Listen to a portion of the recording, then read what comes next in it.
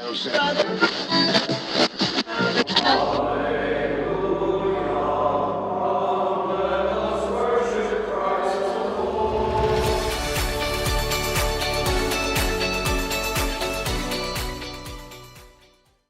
everyone to AbbeyCast. Today is June 15th, 2022. I am grateful to have with me in the studio today Henry and Delphine Miller. The Millers, thank you so much for being with us today. We're glad to be here. It's quite an honor. Absolutely. I know that you have been very affirming of this podcast and the episodes we've done with the different Norbertines and laity, but it really is a pleasure to be having the two of you on. You are staples in terms of the many ministries that you are or have been involved in and are currently involved in here at the Abbey. So who better than to give a lay married couple's perspective on the Abbey, its ministry, and all the ways that it can touch people in their lives. So thanks for being with us today. For those of those who aren't Abbey regulars, who may not know you or recognize you, would you mind sharing a little bit about yourselves, where you're from, and how it is you found your way to Daylesford Abbey? Well, where we're from really is a point that's from 1971, 1972. Okay. Okay? We got out of service. I was accepted to college, and we were going to Gannon University. Mm-hmm. One thing I can say about my approval, when I got the paper, is I had to take 3 courses in theology, and it just drove me crazy. So somewhere between no, never, not a chance, we showed up there. So shortly after we got there, about 4 months, we had kind of settled in. Delphine had to have surgery. The only place we could afford was to go to New York. That was the start of my journey to Daylesford Abbey. Started when we were in Erie, and it was 1972, so it was 50 years ago. Mm-hmm. And we were introduced to the charismatic community there. But a priest friend of Hank's, who was a teacher, had gotten involved with us, and he said to me, "Did you ever think the Lord wanted a personal relationship with you?" And I said, "Not a chance." I mean, I always believed in God, but I never believed that there was a relationship. So were you raised Catholic? Yes. Mm-hmm. Oh yeah, I was a cradle Catholic, Mm-hmm. but he dropped off the cross and the switchblade to us. I read it, and I probably was very arrogant. I said, "Lord, if you could do that for him, you could do it for me." And I went to bed, and for a couple of nights, I felt a presence in the room. I'd wake up in the middle of the night, and it was some kind of a presence. And finally I said, "Is that you, Lord?" And it still brings tears to my eyes how beautiful it was. All of a sudden, I felt this surge of heat going from the top of my head down throughout my whole body. And I never experienced the joy that I had that night. I woke him up, and I was going bonkers because I was just so joyful. And that turned my life and our life totally around. So shortly after he became Catholic, not on my urging, but he was just drawn to it. So That's beautiful. Thank you for sharing. Yeah. That was what I consider baptism in the Spirit. And we started just trying to follow the Lord as best we could.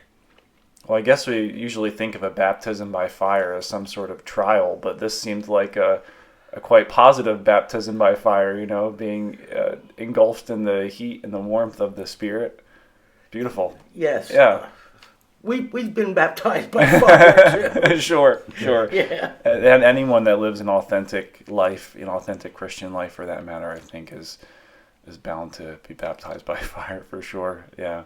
Well, thanks for the kind of the beginnings of your journey and finding the Abbey, or kind of your spiritual journey rather. But how did you actually find your way to Chester County and to the Abbey here in this particular community?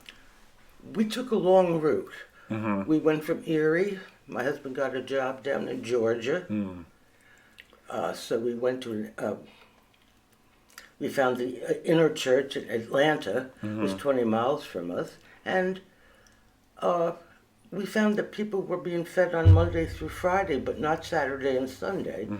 So the priest, Alvin, he introduced himself as Alvin Matthews. He's a Franciscan. And like all shrines, the Franciscans run it, but it's a shrine down there. And so with 8 of us, it started a soup kitchen. So I was dealing with food again.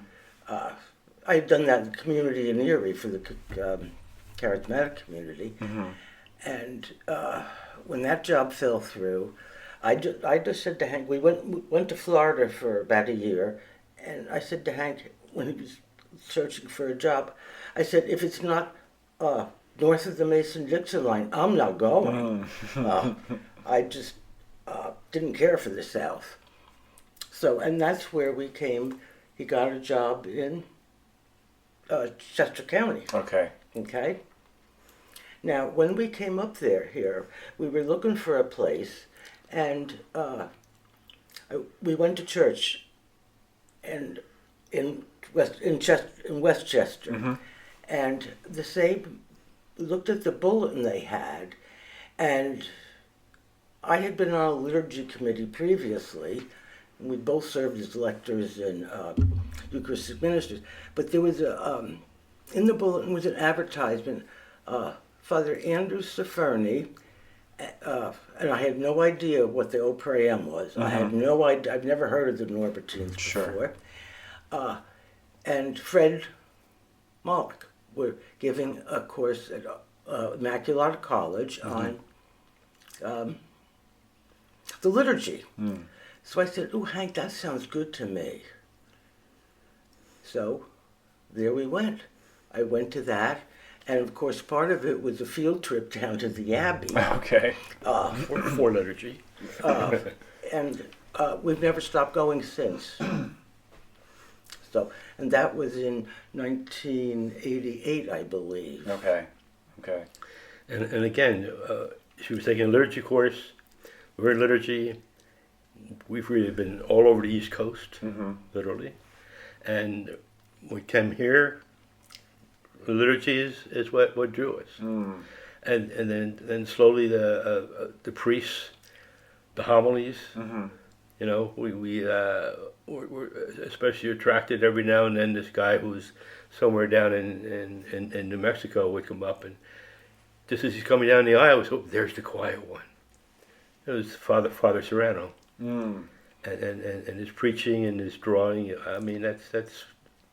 We're here because of the Norbertines, and because Christ brought us here and wanted us to be here. We're sure. We're just sure. We haven't left it.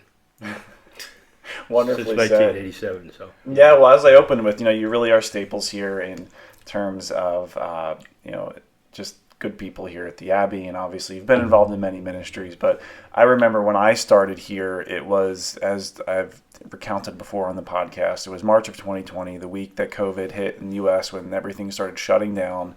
And I was going through the list of groups that we had on the books to be on here in retreat, canceling them. And I was reaching out to the different ministries that meet here regularly throughout the month and week, and letting them know that we were going to be, closing the facility and all that. And I called Hank, and I said, "Hello, this is Andrew Del Rossi. I'm the director." And he was basically like, "Oh, I'm right down the hallway, so I'll see."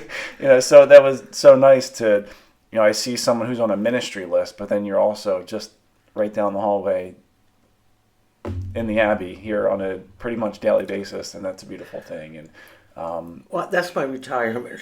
That's your retirement. Yeah. Yes. Yeah. I So retired, and a week later, actually, I wanted to take a week off, and Joe Serrano says, "Oh, I need you now." So I started working at the mail campaign. no rest for the weary. Huh? We started where you're living. That was our original office. Oh, there. wow, cool. Yeah. No, that's right. I've been told that before. And then we went down to, we call it the rat house because we had so many mice and rats in there. It was one of the buildings on the grounds. And, And then we came up here when they were trying to sell the land and stuff. Okay. So Okay. we came up here.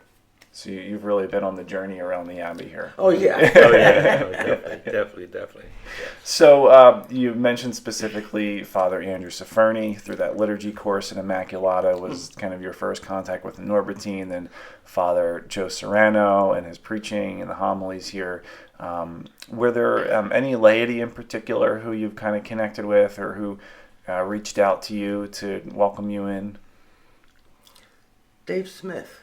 Dave Smith was the consistent through those first 6, 7, 8 years. I mean, we became Eucharistic ministers and volunteered like that. But he was the key. Okay. Because he walked in and he was mainly our friend, and then the preaching and the teaching, and we'd take courses, take a week or come here for retreats and stuff like that. So, so that was part of it.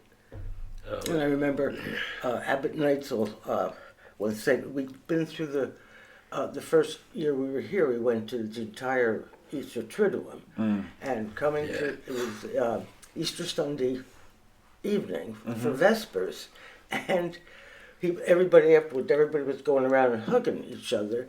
And he looked at us, he said, "Who are you and where do you come from?"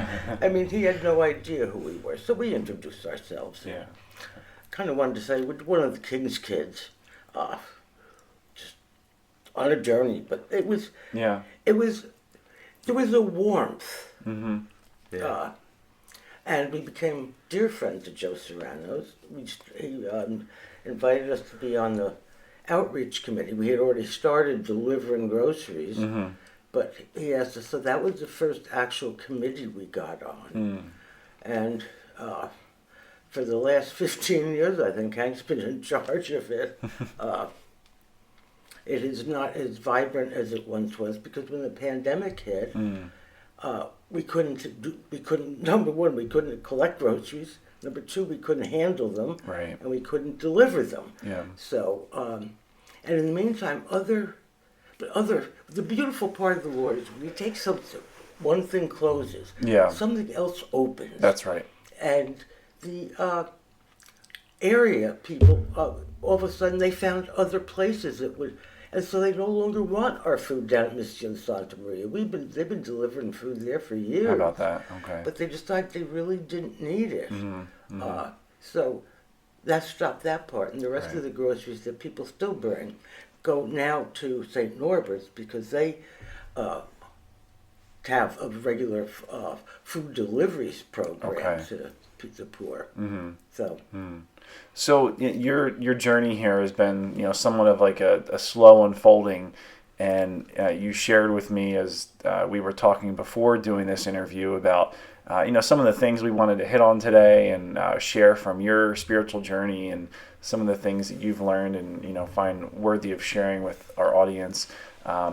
But you were speaking about the power and the quickness with which the Spirit was working, and you were kind of listening for and responding to act to God's call in a particular situation here at the Abbey. So that is the story of Isaiah 58. You're founding members of this ministry, and that's a story really worth sharing with our audience. So however you wish to go into that, would you care to do that? Well, I mean, certainly there was something. Yeah. We didn't know what it was, but it was something, and there's a lot of things going on. Well, can you start with the origin, the genesis of what inspired you to have that? Pope Francis. The need to act. Yes. Yeah. So please do. So you saw the movie, right? Yes. Okay. Yeah. So we followed him all along. Yes. And we didn't see. But it said the movie was on, and I think that was in May. We went to see, and this was what, 2018, 2017? 2018. Okay. May. And we just looked at each other coming. It was. And the movie it's called Francis, I believe. Francis right? the Man. Francis the Man. Okay. Yes, and you can watch it on TV now. But we came out of that movie, And the two of us just looked at one another. Yeah, we got up and started walking down the dark exit, and we were taught that we have to do something. I mean, that was like our experiences 50 years ago. That was another one of those. Just walking down there, and we had to do something. And we had to do something. And I'm pretty sure the first thing we did is we were in touch with a lawyer. He was here in 7, 8 years ago talking about the human trafficking and yes, so forth. yes. And So that was our contact. So we called him up. Okay. He's now a DA in Westchester. And you talked to him on the phone, and what happened? Well, I spoke with him on the phone, and I have to back up a little bit because Sure. part of that, we had also become part of the associates here. In the first year, we said, no. We always start off with no. And the minute I hear him say that, and I say that, I said, oh no, we got to We're be in trouble. careful now, we're in trouble. Right. Because chances are, but we had a sense when we were in the pew that there was something more we needed to be involved, or somehow we needed closer. So we, the second year that the associates were in, we started with them and we joined. But it's that sense you have that you just feel. I mean, I don't necessarily hear the Lord, but I sense something. Sure. And that was what we did. We sensed something, and we had taken people in before. So it was nothing new to us. But, I was very comfortable. We lived, we were both retired. We were doing, I thought we were doing pretty well as far as serving. But that wasn't enough. That just was not enough. So part of the associates, we had decided to focus more on the horizontal section of the cross, God reaching out. And so I said I would give a little talk and I would do some research as to how we could do that. And that was going to be scheduled for October. So that's why I called John Rafferty. And He was the attorney. He was at that point he was the assistant district attorney Wow, okay. in Chester County, and he sent emails to I think 4 or 5 different places. CVIM, which is Community Volunteers in Medicine, Okay. to a place that was taking in that was trying to find places for Puerto Ricans during that period of time, and things like that. So we had we met with every one of them, and we talked to every one. But that had been since like March and April. Okay. And then, and I still tear up because I was so hurt and so disgusted and had all these feelings when I saw that baby being taken out of the mother's arms down on the border. And it was just, I just went to Dominic and Abbot Dominic, sorry, and we talked, and I said, well, I'm supposed to give a talk to the associates about reaching out, but I can't wait that long. Right. And he turned to me and he said, Delphine, we can't wait that long. And so that was on a Thursday. That Sunday he was preaching. And he said, will you and Hank be here? I said, yes. Would you go in the back and take down a list of people who would like to come to meet? And I said, sure. We met that following Tuesday night, which was 2 days. I mean, of the first meeting was scheduled within 2 days of it ever. We didn't have a name for ourselves at that point. And that's where it all began. And we met and prayed for weeks. Well, I'd say about 4 or 5 weeks. And then somebody, one of our members, Rich, said, prayer is good, but action will do a lot more. And so we then met with some Hispanic folks from St. Norbert's at their home, and we found out some of the needs. Because that one Hispanic person who was a friend of the abbess had come to the first meeting and said, you don't have to go to the border. We have people right here in Chester County and around that are seeking asylum and stuff. And so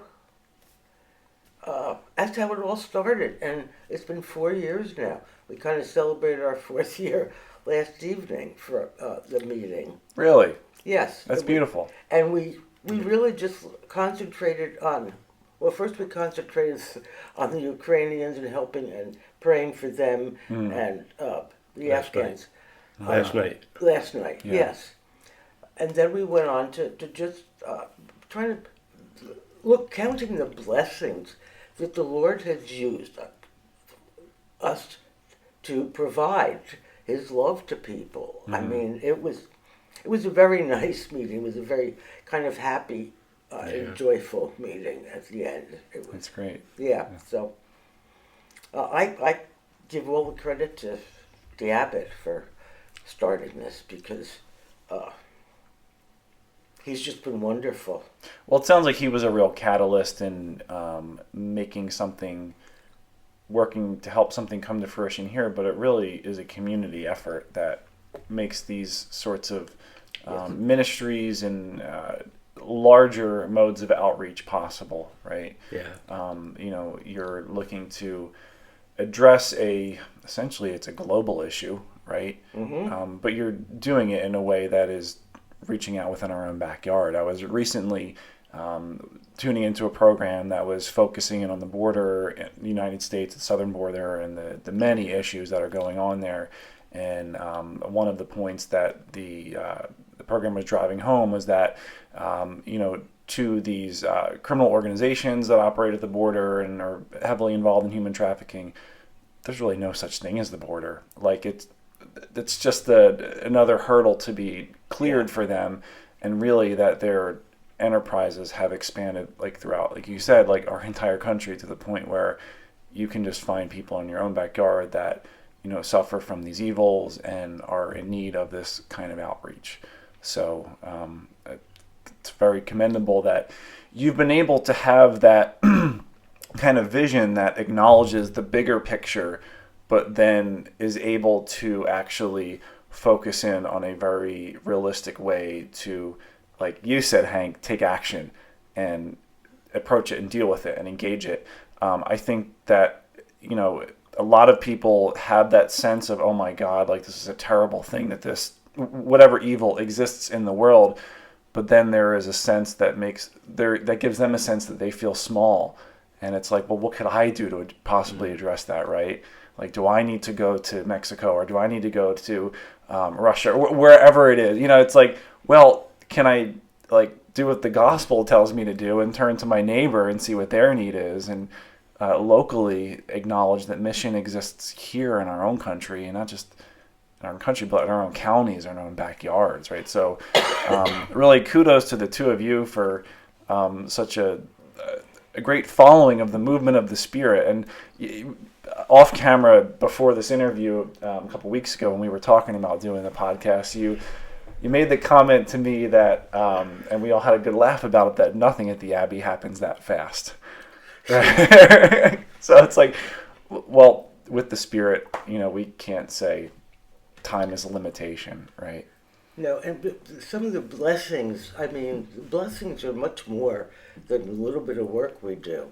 One of the things we were talking about last night was we missed what we originally started doing was accompanying people to court.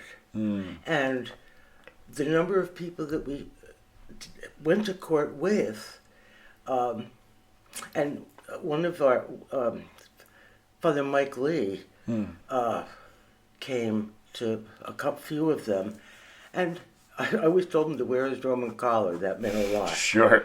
And it does. Sure. But we never, not one of our people that we were supporting were deported. And we were just so grateful. But they were too. And one night, there was a group of Hispanics who got together, and they brought to one of our meetings, they brought us food. Wow. They served us. Yes, it was beautiful. Warm food, cool food. I mean, it was just, they're expressing their love. Yeah. And the appreciation for the little things that we were doing for them. But since then, we've had great donors, and we've been able to take care of a lot of their needs. We've helped pay lawyers. We've helped pay for rents with the pandemic and stuff, with people getting sick and couldn't work. And we never met during the entire pandemic, but we were in touch by email and phone to Sure. let us know what was happening. And we're very involved with the Servidores from St. Norbert's. Okay.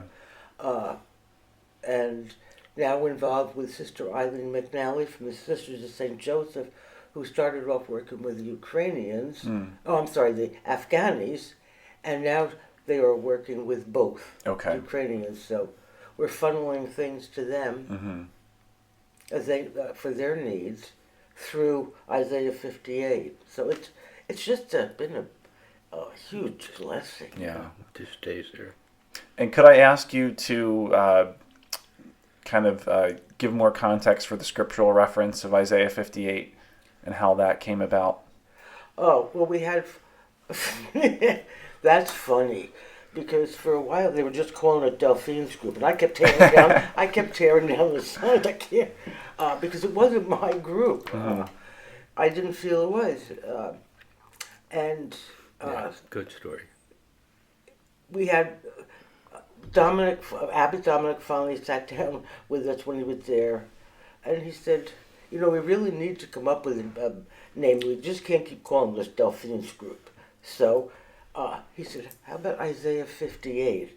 And we had read that. We had read that the first time we met. Okay. We had prayed over that and prayed over it a few other times. And so that came to be that was our, I don't want your fasting. I don't want all that nonsense. I want you to feed the hungry, clothe the naked.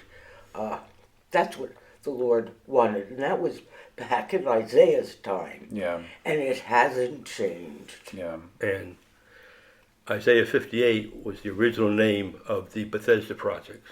Oh, interesting. Okay.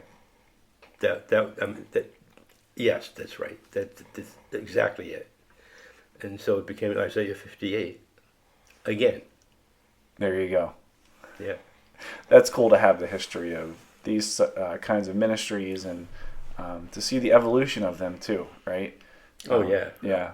I mean, to me, we mentioned it, but when 15 people came back after Mass the first time. That one Sunday. 2 days later, 22 people showed up at the meeting. And a Spanish person showed up. And then the following week, we were doing it weekly then. The following week, the two servidores from St. Norbert, they came. And so now we had concrete people. And from that, then over the next few weeks, we have to have a meeting. So 6 of us sat down for the meeting, and here are the 4 people that we need the most for the help. And then, another person says, well, when we talked about it, we need action. I'll say, well, he actually took it upon himself to contact a lawyer for one of our people. And then we're involved with HIAS, which is a Jewish group that takes care of pro bono work for immigrants. And then they took another one. It kind of grew. Right. And 4 years later, one's already been approved. They're waiting for the visa. The other one is also waiting for another visa.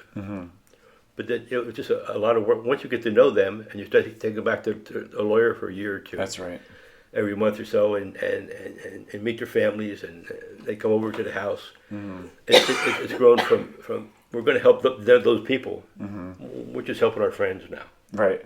Who are in need. I mean that was the growth and the transition, and that's a lot of where we are.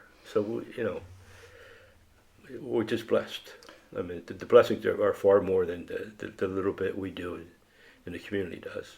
Well, thank you for sharing that, Hank. And what a beautiful perspective to have on it, too, that you're forming relationship and community and, like you said, friendship with the people that you're serving. And very good friends. Yeah, I mean, I guess that's really any true form of service is no matter what you're doing for that other is doing for you. And more. In a way that you don't understand and you can't process in the moment. And, it really does take prayer and reflection to kind of put that all together and get a sense of, that great gift of that exchange that we have with others. And I think in those moments that we are truly serving one another and truly present to one another, whether it's in a physical act of service or just being present with people. Attention is a commodity nowadays, with the distractions that we have in our world. And to really be present with someone, I think, is a gift. And that is a skill maybe that is enhanced by serving because we put our egos aside a little bit, right, to be fully present to that person, the situation, the needs, and how the Lord is working in both of us, right? Yeah. Well, beautifully put. And if I could put you on the spot with a final question to wrap up here that I think and I hope builds off of this theme of service that you've really, driven home today, and in terms of spirit-guided and infused service, right? Not just acting because you feel this great overwhelming need to do something, but really taking the time. But it's not like you took too much time in this case. But really taking the time, setting this time aside for prayer, for those intentional conversations about what can we do, how can we do it right, to put those small pieces together for this resulting larger project that touches so many lives. Kind of build on that theme, right? In terms of where the church is now today and the call that Pope Francis has been putting out there for us to serve, you've responded in a very practical way. What do you see the larger call of the church to be, in your own words, in your own perspective? Because you were, here's the way I see it, right? You were able to so beautifully receive Francis's message and act on it, right? Well, he was older than I was. And I was using my age part as an excuse. I'm retired, I'm old, can't do that. Mm-hmm. Which is also what has made this whole thing so much more amazing, what God's done. Because none of us are young folks that are on this committee. Mm-hmm. So he took a group of elder people. Mm-hmm. But it has to be with a personal relationship with God. Yes. You cannot... I shouldn't say that. Mm-hmm. I could not function and do what I do, what times I do, without the Lord. Mm-hmm. It's just... But everyone needs to know how much God loves us. Mm-hmm. And when you can finally acknowledge that, because many of us grew up with feeling God was watching it. The nuns, God bless them, they were beautiful women. They taught us well. They did the best they could. Mm-hmm. But I remember them saying, and God is watching you, so he knows all the things you're doing. Mm-hmm. And that kind of was like, if Santa Claus finds out, you're not going to get anything for Christmas. That's right. But there's still something that, there was a record out that was given to me in 1972. And the words go, to be father is to support you. To be shepherd is to protect you. To be mighty is to uphold you. To be me is to love you. Mm. If you repeat those words time and time again, you begin to realize that that's the Lord. That's the love song of the Lord. Yeah. Excellent. So we're really ending up with 1972, where you started, when we were touched and changed, and you can have a relationship with God. Yes. Which naturally is going to bring you with better relationship and caring for people. That's right. And greater respect and welcoming for people. And And forgiveness. Forgiveness and is huge. healing is such an important thing for the church to embrace right now, right? I think it's Francis has said that the church needs to be a field hospital, right, for those who are wounded and those who are grieving and have been, have that feeling of being cast aside and not wanted. Yeah. Well, the beautiful way that you've brought things full circle today, it's been a gift to be able to be present with you and to sit down for this conversation today. I know that we kind of talked about the general direction that we would take it in when we started, but I'm grateful for your openness and the working of the Spirit today, and for just the many ways that we've been able to highlight your personal journey in terms of your relationship with God, but how you've been able to so beautifully share that with this larger community here at Daylesford, and obviously in your ministries, people that go way beyond this community here. So thank you for being with us, not just today on the podcast, but for being a part of this great Abbey community here. And believe me, it is our blessing and pleasure. Yes. Thank you. Thank you. Absolutely. And until next time, we are grateful for all of our listeners, all of our viewers, the support that you provide us through your prayers, through your financial donations, and as well through sharing this content online with those who you think may benefit from it in some way. Just remember that you can find us on YouTube, Spotify, Facebook, Google Podcasts, and a number of other places online. If you are interested in making a personal private retreat here at the Abbey, the summertime is a beautiful time. The Abbey grounds are just very lush and verdant and just full of life right now and full in bloom. So the summertime is hot, but the Abbey here is a nice, cool reprieve from the busyness of the world. So if you're interested in making a group retreat here, our space is available for rental. And if you are feeling the Lord's working in your life in a way that is calling you to religious life, perhaps that of a Norbertine here at the Abbey, then by all means, please reach out to us at daylesford.org/vocations or by sending an email to vocations@daylesford.org. You can reach us here at the Abbey, whether you're interested in vocations retreats at any time, at 610-601-8702.